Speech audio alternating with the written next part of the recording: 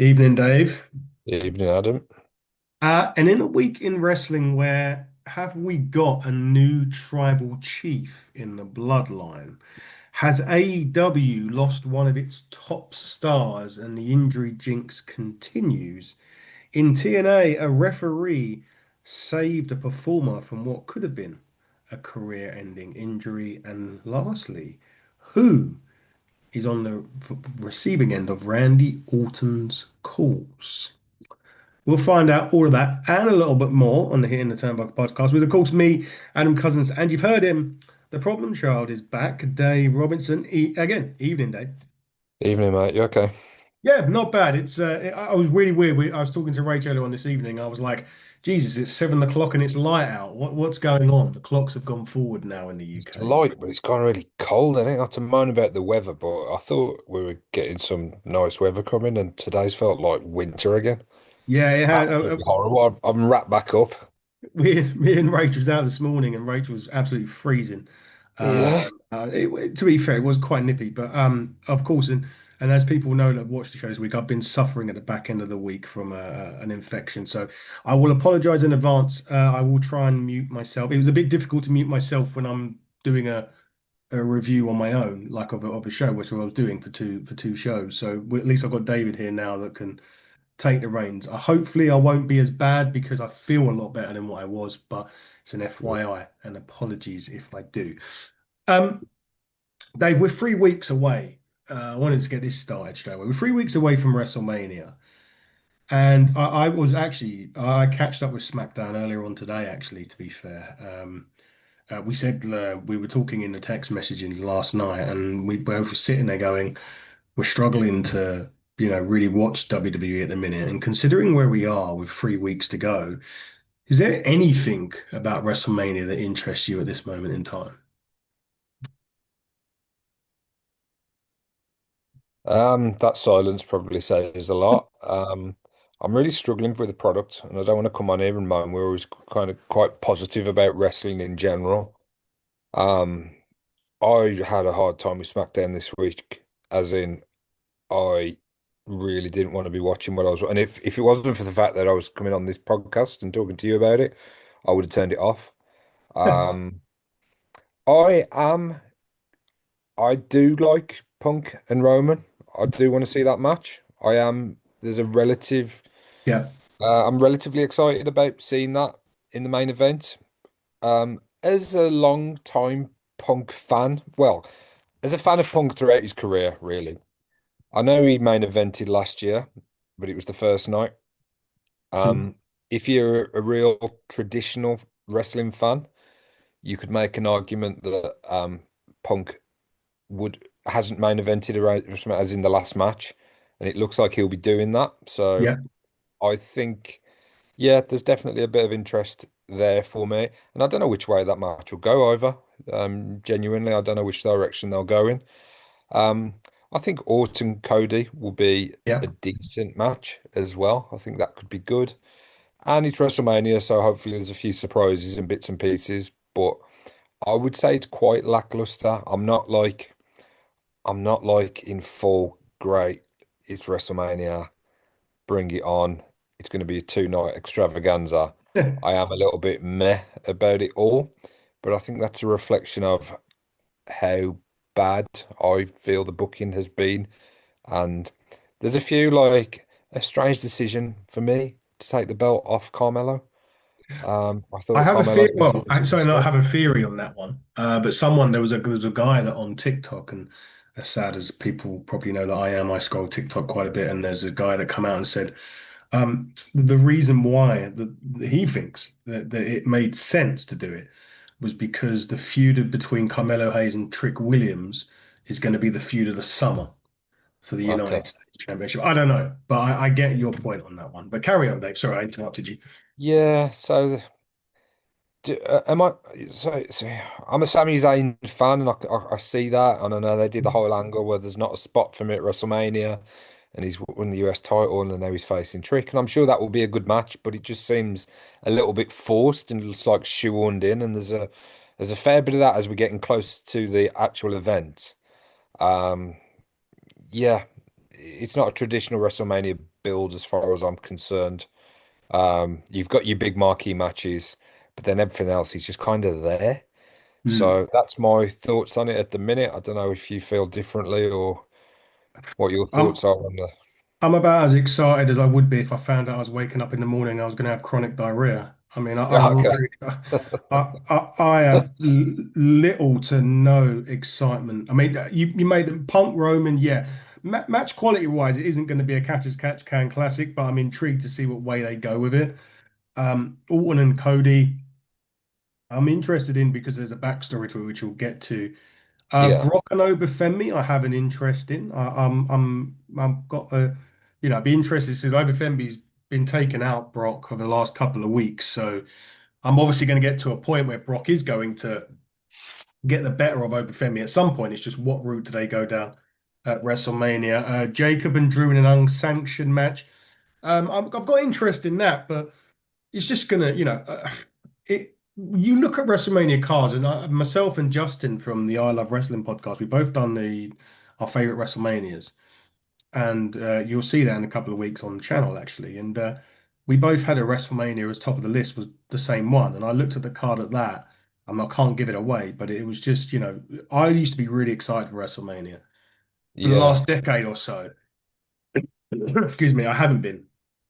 Because there's just not been. I mean, I think the Taker streak was the last thing that they had that was a bit mystical about it. It was just, the whole who's he got. Without that, I mean, AJ, Becky Lynch, we've seen 1,000 times before. Jade Cargill, Rhea Ripley really doesn't do it. Stephanie and Liv, yeah, maybe, but there's just not enough there for me right now, and I've got no excitement. I feel as if WWE right now is just quite frankly shit, to be Yeah. honest. And there's no two ways about it. Like I now, my favorite show of the weeks, and it has been in some time, has been AEW, closely followed by TNA.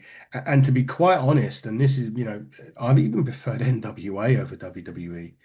And Yeah. that's, I'm not saying it's not disrespect to NWA, but in, talent wise, you put your WWE on it. Yeah, for me, it's just shit.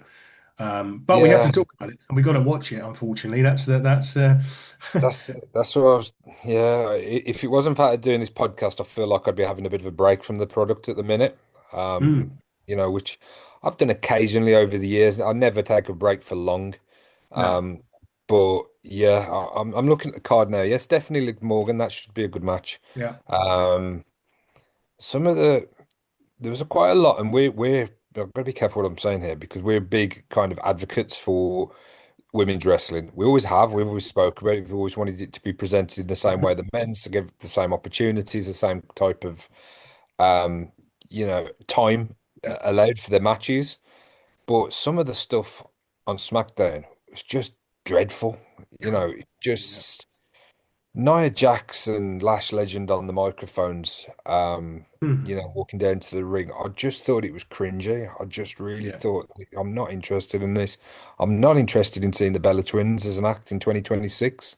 I don't know if that's a popular opinion or not, but I just think there's so many top tier women's wrestlers across the world of wrestling. For the Bella Twins to be getting so much time and rumored to be getting a match as well at WrestleMania, I'm just like, no, that's just not anything that I want to see. Um, there's no kind of, from what I can see either, there's nothing being set up for like a multi-man match. I don't know if they're going to do the Battle Royal on the pre-show. Doesn't seem to be much talk of it. The Andre Mm. Battle Royal. No ladder match. No six man. No multi tag team match. It's likely that it's going to be the Usos against Logan Paul and Austin Theory for the title, according to what I'm reading here. So yeah, there's That's just not that's a lot tomorrow on night it. on Raw. Oh, is it? Mm. So yeah, not a lot. Drew, I feel like he should be in a more prominent position. I'm sure that match will be fun with Jacob, and I'm glad that Jacob's getting a match on WrestleMania. But yeah, I'm struggling with it, mate. I really am. When you look at that, you got Seth Rollins and Braun Breaker will potentially be added to that card, assuming Braun makes it. There was another match that was in my head just now that's escaped it, fun enough. And AJ mention, Becky. Mm. you were, we'd seen that 5,000 times. I mean, I'm not really. And the Bella twins, I wasn't interested in seeing the Bella twins in 2016. What the fuck am I want to see them now for? Yeah, This just it's just not a good time in WWE. But we talked about and you mentioned Punk and Roman.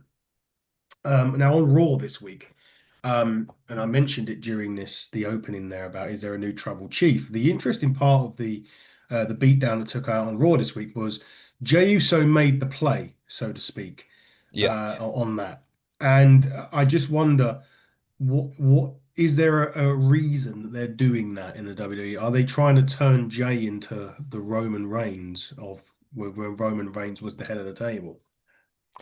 Yeah, it was something they clearly wanted to showcase, highlight, make a big deal of, the way they shot it and the way they Mm.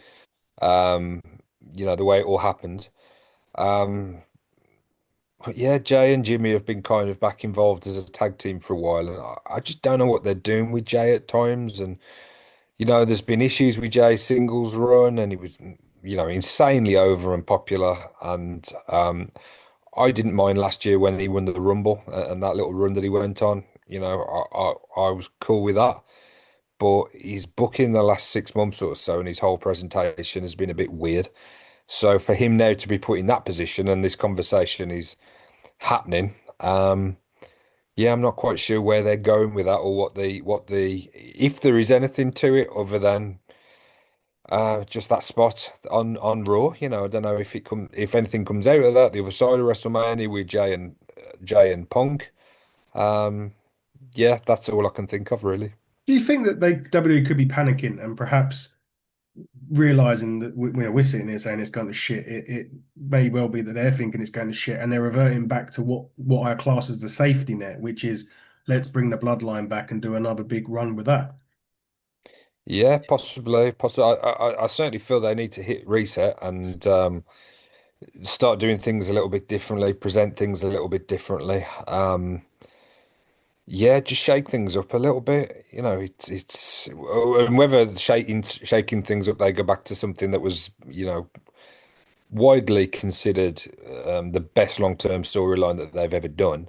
That may well be the case. Maybe they are planting some seeds and putting Jay in that prominent position. But yeah, it's just all a little bit strange and weird and disjointed. It's kind of like they're limping into WrestleMania rather than got this really strong build and everything's culminating. It's just kind of like they want it to be this weekend, Yeah. because they've kind of run out of gas.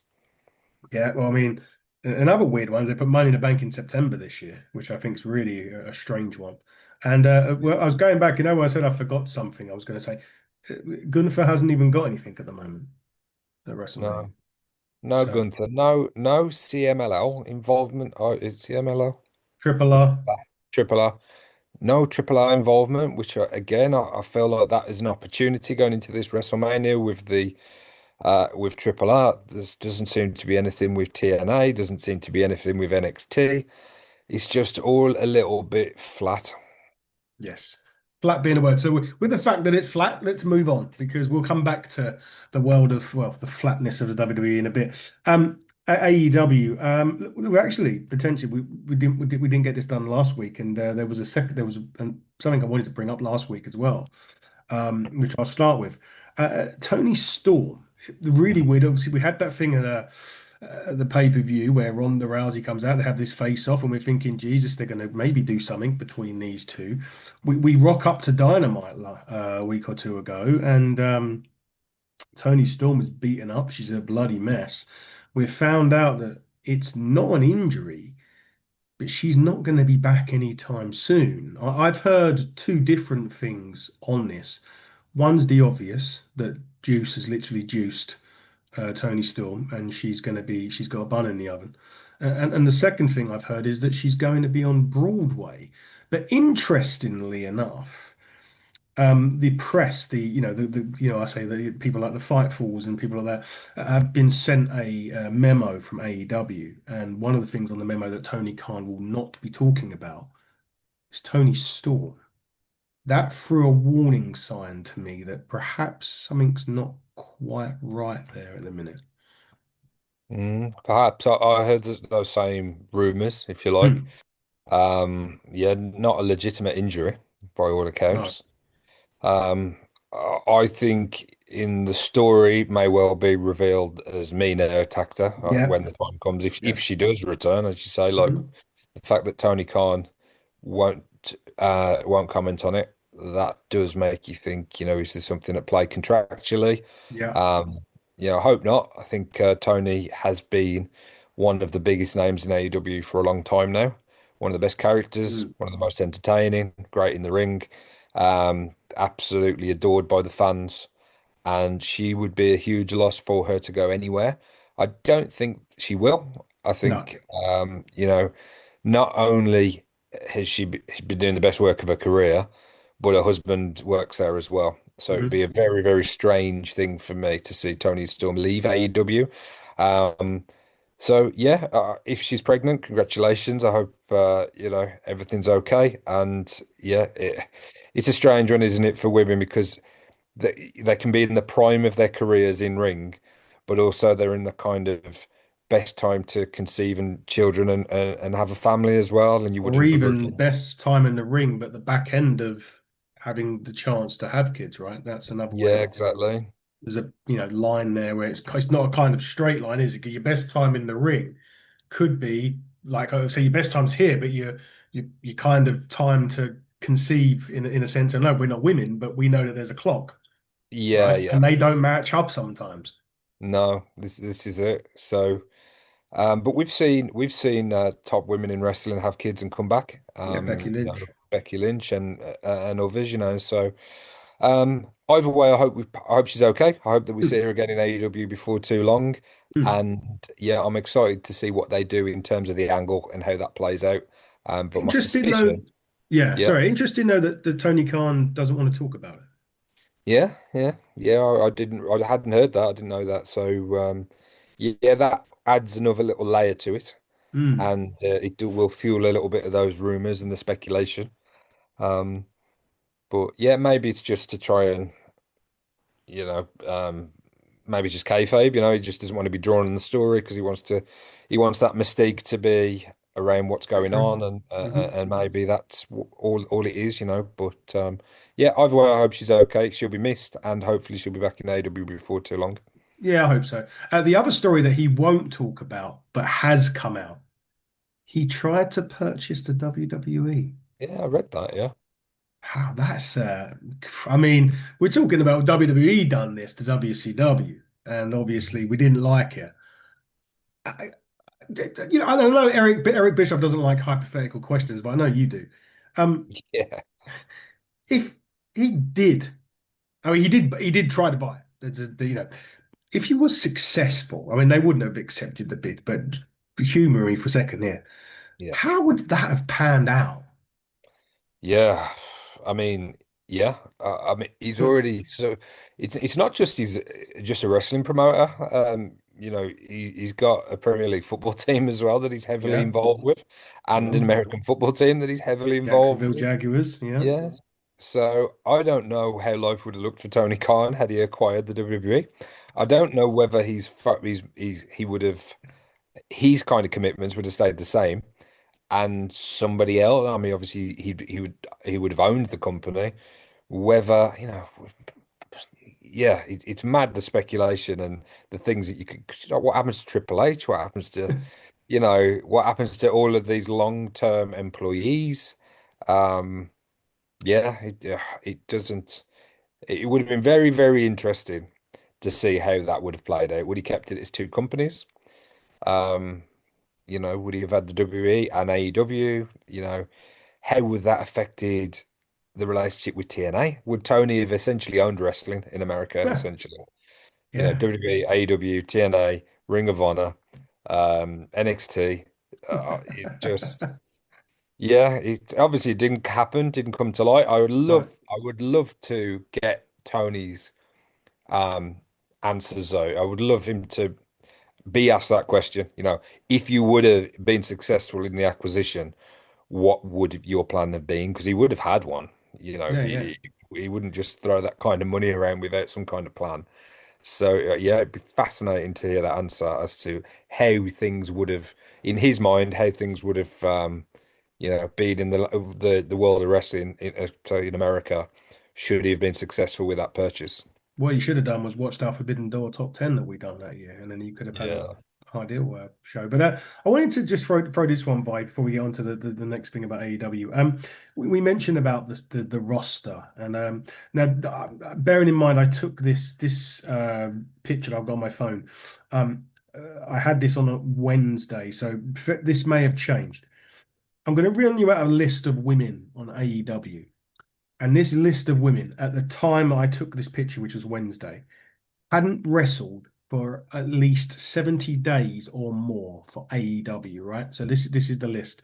Hyan, Lady Frost, Maya World, Mercedes Monet, and Fina. I think she wrestled recently now, but Layla Gray, Tay Mello, Anna Jay, Red Velvet, Rio, Taya Valkyrie, Queen Animata, Lacey Lane, Rachel Ellering, Robin Renegade, Emi Sakura, Billy Starks, Serena Deeb, Diona Perrazzo, Yuka Sakazari, Yuka, oh, that's her.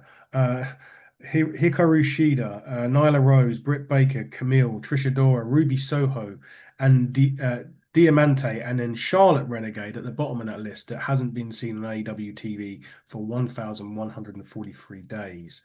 You look at that, and I know some of them may have wrestled since now, they probably have, but you look at that list just there of people that haven't been on TV and he's going to need about six different time like slots on television soon to be able to fit all these women in, like the roster in. Is that just AEW? Because I think some of those have appeared in Ring of Honor, Yeah, I maybe. think like Yeah. this was just a list of people that are contracted to AEW. So Yeah. whether that's Ring of Honor, I know they had a show recent. I think Athena wrestled recent, like maybe this past week, but this was a list of that I took on Wednesday that literally the top one, High End, Lady Frost, and Maya World had been 71 days, and they are at the top. It's now Yeah. Lady Frost we know's leaving at the end of her contract in a couple of weeks' time. Obviously, Ruby Soho's had a child. Britt Baker, we haven't got no fucking clue what's going on with. Camille's No. exactly the same. We know Mercedes will be back potentially as early as this Wednesday on Dynamite. But there's people there. I mean, Deonna Purrazzo, for fuck's sake, 389 days since she's been on, and she's That's the mad. Ring of Honor Pure Women's Champion. Yeah, yeah. I think Camille, she's in American Gladiators, isn't she? She was, yes. And Wardlow. I think those two are both Yeah, in American Wardlow, yeah, yeah. Gladiators. But yeah, some of the others, I've got no idea. I mean, again, assuming they've been appearing in Ring of Honor semi-frequently, but some of those names, you like Hikaru Shida, like where is she at the minute? And I know Yeah. that, she is back and forth at times to Japan. Yes. But she's certainly had kind of long spells in the company. I think she's a three or four times women's champion as well. So Yeah, yeah, that's a big name. Britt Baker is a big fucking hell, name. she's an Put easy my name name to back say. in. Yeah, yeah. Mercedes, yeah, when you reel that list off, it is surprising, the amount of talent there. But then there hasn't been a shortage of women on the show, so Nope. as you say, roster absolutely stacked. You're always going to get injuries, which I know we're Yeah. going to discuss a couple, but Mhm. yeah, it's he definitely you could definitely argue that they need more TV time, or he would be interested in that. But what do you do? I think Collision's been a really good show again for a while. Yeah. So perhaps more people are getting those opportunities on Collision as well. But even with Collision and Dynamite, the roster is so stacked, you could definitely fill another show. Yeah, you could do. You could do. It'd be interesting to see. Yes, let's talk potential injury. You mentioned collision, potential injury, and quite one to a really top talent. Cole Fletcher Mhm. looked like he landed a bit awkwardly in they brought back Aussie Open. It was him and Mark Davis teaming up, which was nice to see. Yes, Um, Left collision with a walking boot, which could have been as a precaution because precautionary, yeah, maybe. some of these could be a precaution, but on the other side of that, it could be something more serious. And when you look at the run that guy has been on, the last thing that Carl Fletcher needs right now or like anyone needs, but especially someone that's got these aspirations for a world championship, you can't, the last thing he's going to be needing is an injury. Yeah, yeah, could potentially be a huge, huge blow for AEW. And as we know, the roster is stacked. There's plenty of people there that can fill spaces in terms of matches, but it's such a shame for Carl Fletcher should he be out for an extended period of time.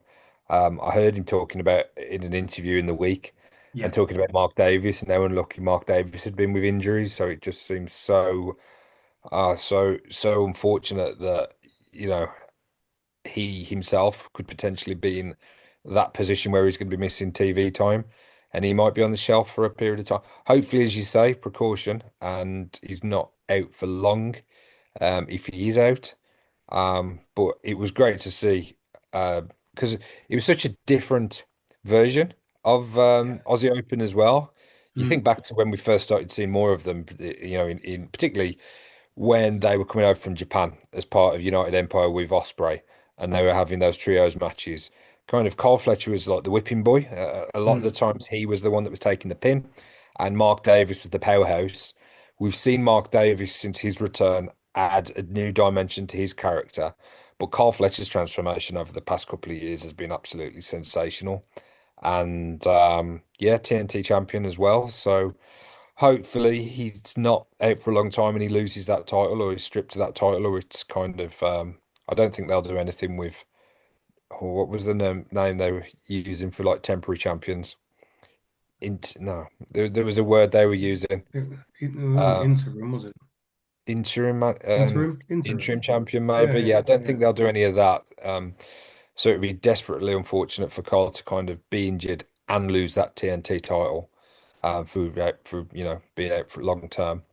So hopefully not. Hopefully it is like a tweak or just something that's he can recover from pretty quickly, and it doesn't derail the momentum that he's been building over the last couple of years, really. And of course, he got a really sympathetic quote from MJF, who tweeted out after someone that they showed you a little clip of the potential injury, and of course, sympathetic MJF went, and this guy wants to be in the title picture with a load of smiley emojis. So really nice from MJF to Well, MJF's just so good at that, isn't he? yeah, yeah, he's You know, brilliant. he elevates everyone in and around him, and Yeah. there's so many different directions they can go in terms of challenges for Max.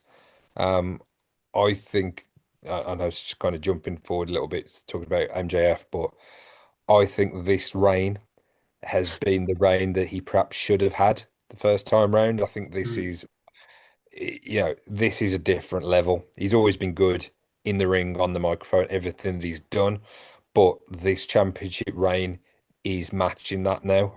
I think. I don't know. Just the first reign just wasn't quite what it could have been, should have Yeah. been. I don't know why I feel that, to be honest. No, I think you're Um, right.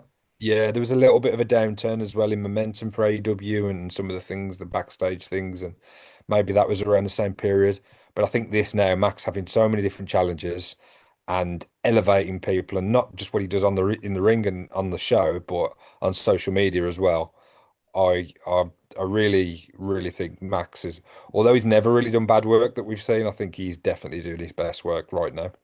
Yeah, he is. He is. And a shout out to Gary Joe as well, who was very much front and center of Yeah, Dynamite this past week. I know he had a blast. I've seen some of the pictures, and he was right there with Swerve and Kenny had their he caught them. Howard. He caught him. Yes. Well done, Yeah, Gary. yeah.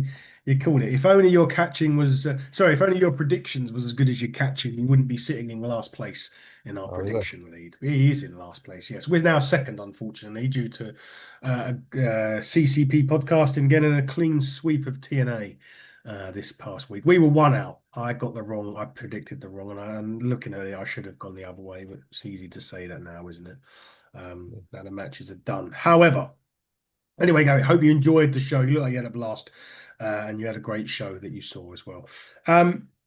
Now to TNA quickly. Now I did say that there was an incident at TNA. It was the main event, Mike Santana, Steve Macklin, very early on, and it reminded me a little bit of the Goldberg Bret Hart incident Hmm. of many years ago, and ultimately that cost Bret Hart the rest of his career, and he's suffering ever since, really. But he continued his matchy fight, if I'm right in thinking that Yeah. happened, and they carried that match on. Now, what happened? The similar thing happened in this match. Mike Santana super kicks Steve Macklin. It was a stiff kick. I mean, the way Macklin even fell. you kind of thought something was on. Even I was like, cool, that was pretty close to the mark, where, whether he caught him or Yeah. not. And the referee, and the name is Alice, I think the referee, yes, the referee, instantly goes over to him, and she could tell that something's not right. And obviously, she threw the X sign up. They had the doctors in there. Now, at some of this point, I'll be honest, I was thinking, oh, Macklin's going to get up and he's going to go into Santana, and it was always meant to be that way. That's what part of me was thinking, because of the way Macklin's been portraying the character on TV. I was maybe he was going to use it as a sneak attack kind of work. Turns out it wasn't, and it was a legit. He was legitimately out. She was the one that got the doctors in the ring. They called the match off. That for me saves a wrestler. Well, Bret Hart's a prime example there, where if he carries on, you don't know the lasting damage it could have done. So the referee, as disappointing as it was, having to stop the main event 4 or 5 minutes in, potentially, in a way, maybe a bit extreme here, but save Macklin's career. I don't think that's extreme at all, mate. I think Alice Lane, I think that's the name of the Mm, referee.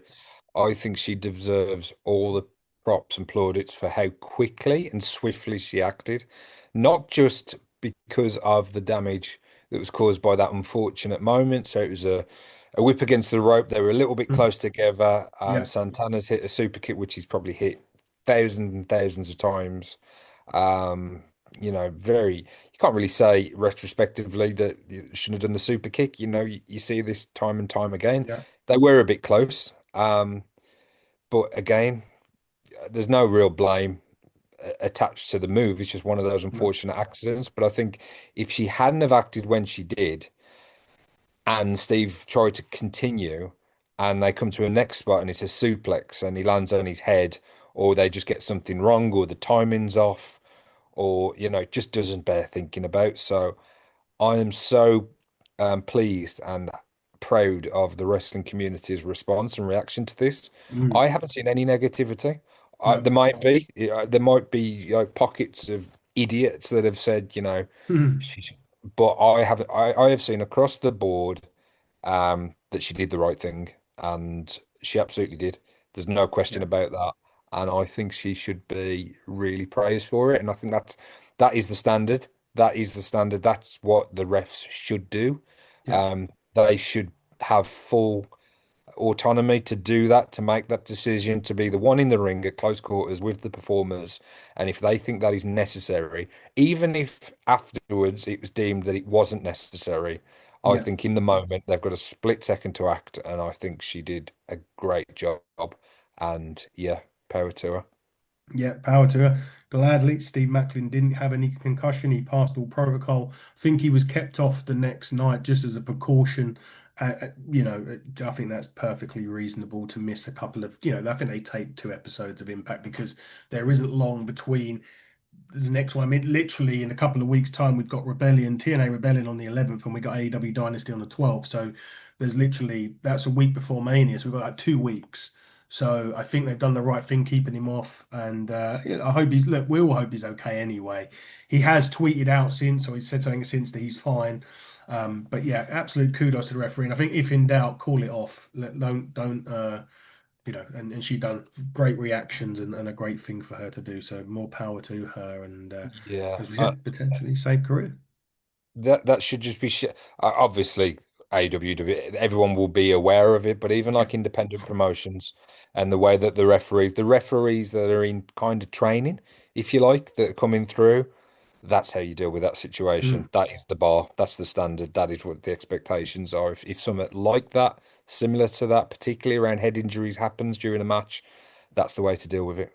Take zero chances. Just get it done. And Yeah. congratulations to Ricky Sosa, signed by TNA Wrestling. Bang bang, Ricky Sosa. Oh, that theme song lives rent free in Eddie Edwards' head, and you'd know that if you go to the TNA playlists in our playlist section, because he said that to us this very week when I spoke to Eddie. And Eddie's got a world title opportunity to take when he wants as well, so we'll find out when he does that. And he also agreed with our assumption that Bear Bronson's a blue chip candidate.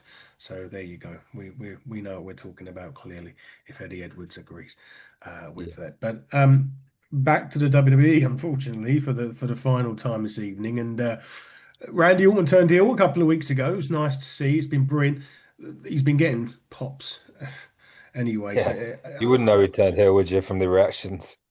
to be honest, man, and it's like I feel as if with the whole thing with Cody, he's just wearing people thin. Like in a lot of ways now. I go back to Cena. People turned on Cena because he was getting shoved down our throats, and he was always, the start, the main. He was like the start of the main course and the dessert of every show. And Cody's becoming the same of SmackDown. But Randy has been on the phone saying to this person, "I'll see you soon. I'll see you soon." And whether this soon's going to be WrestleMania, I don't know. But do you think whoever that is, assuming it's not the voices in his head, um, potentially returns at WrestleMania? And if so, who is that person Randy's talking to? Just See, as a slight aside, he did yeah, say on the first call with them, wrestling has more than one royal family. yeah. So that's the line I'm struggling with, I suppose. So you automatically think of his dad, Cowboy Yeah. Bob. Um, hmm We have I, I granddad bobs and they have cowboy bobs. That's just. yeah, yeah. I I mean, are there other contenders? I've got Uh, one. Kevin Owens, That was a he's in name, the, but yeah. you're talking about the royal family line. I had two actually names in mind going along the royal family line. Shane McMahon, Okay. one, and has he been acquitted of any crime? Ted DiBiase Jr., Yeah, I don't think Ted DiBiase Jr. is a big enough name. Chris Jericho. Yeah, I try and think back to anything that Jericho and Orton did. It's the family line that's kind of. Yeah, Yeah, I thought about Flair as well, like with yeah, Evolution, it's a with touch there. Batista.